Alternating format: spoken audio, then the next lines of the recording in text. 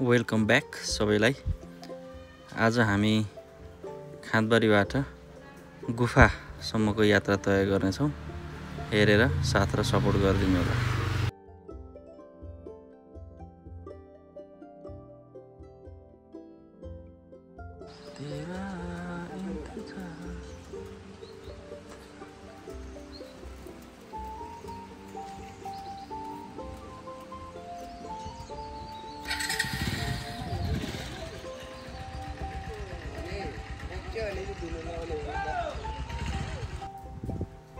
गुराँस केही मात्रामा फुलेको देखियो सङ्खुवासभा तर्फ।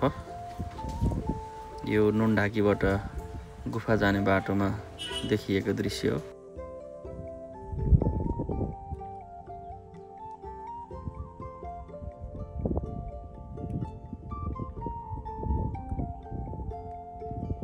गुराँसै फुल्यो मनैमा,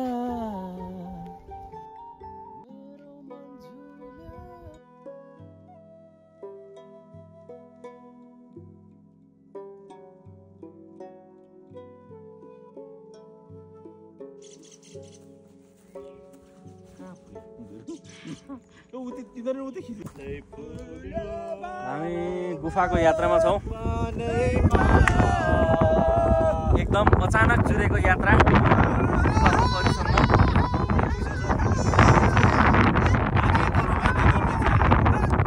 बाटो थोरै थोरै अप्ठ्यारो भएन, अत्याधिक राम्रो, एकदम राम्रो छ गाइस। गुफा पुगेपछि थप क्लिक देखाउनेछु। धन्यवाद। फाइनल्ली हामी पुग्न आँटेका छौँ। पछाडि अलिअलि घर देख्नु छ गुफाको छेउतिर। मेरो पछाडि याक, ब्ल्याक याक चरिरहेछ। चौरी चलिरहेछ, चल्दैछ। यो सिनेरो यस्तो देखिरहेछ। गुराँसहरू यताको पाटोमा हामी चैनपुर साइडतिरबाट आएको, ऐसे फुलेको देखियो। कस्तो छ हेर्दैछौँ।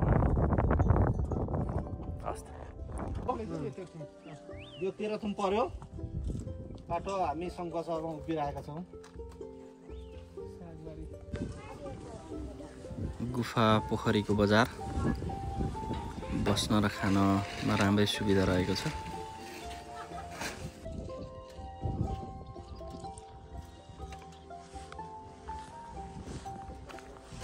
गुफा पोखरीको प्रवेशद्वार।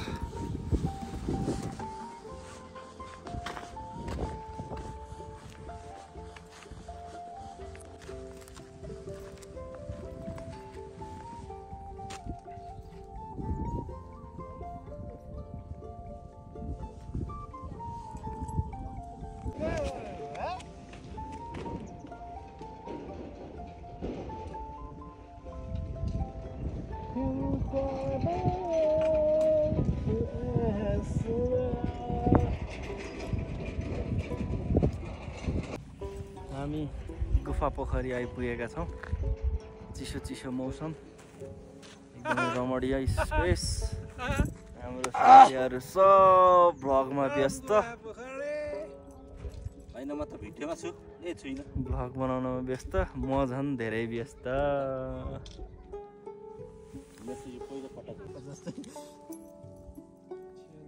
पशुपतिमा है तपाईँले डुबाइदिने। लो परमेश्वरी भगवान् यार रक्षा गरौँ। सीताको पुगोस् प्रभु। यो पैसा यसरी चढाउनु त हुने थिएन। जय होस् हजुरको प्रभु। बस पोइन्ट पो छ ल, बस जय होस्।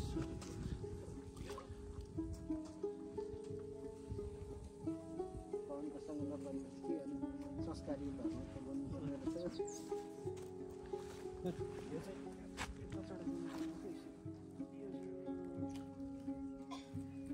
यहाँ मान्छेसँग घरमा छ क्या, केही गर्दैन। जेल बनाउनै पर्दैन।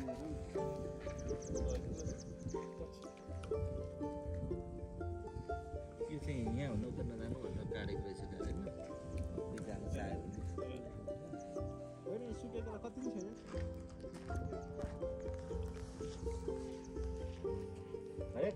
सर पोजिटिभ कुरा गर्नुपर्छ।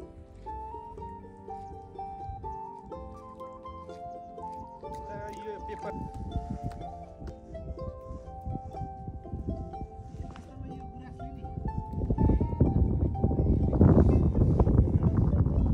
सिग्नेचर त्यही हो गुफाको।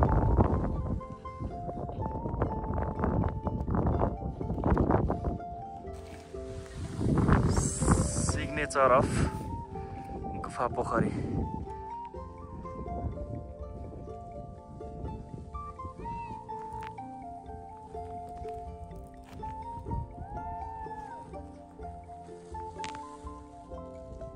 शान्त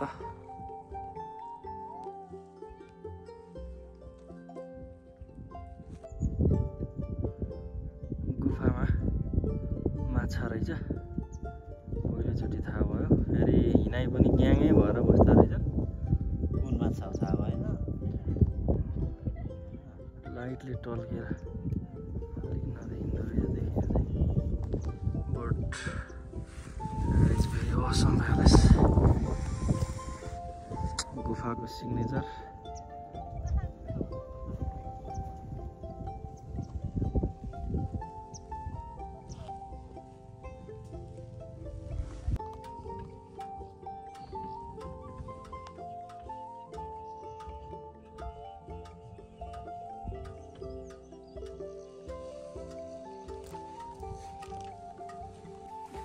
यो घर चाहिँ सङ्खुवा सभा। यो पल्लो घर चाहिँ तेर्थुम। तेर्थुम गइस भाइ यता सङ्खुवा सभा हो। अरू भन्दा पनि चुनावमा भोट हाल्ने बेलामा होइन एउटा उता जान्छ एउटा उता जान्छ होइन। ल बोर्डरमा पो पुगेछ त। यस्तो गरेर म बस्दाखेरि आधा सङ्खुवा सभा आधा तेर्थुम। निलो घर तेर्थुम, यो सङ्खुवा सभा। अचम्मको ठाउँ मङ्गलबारे। मङ्गलबारे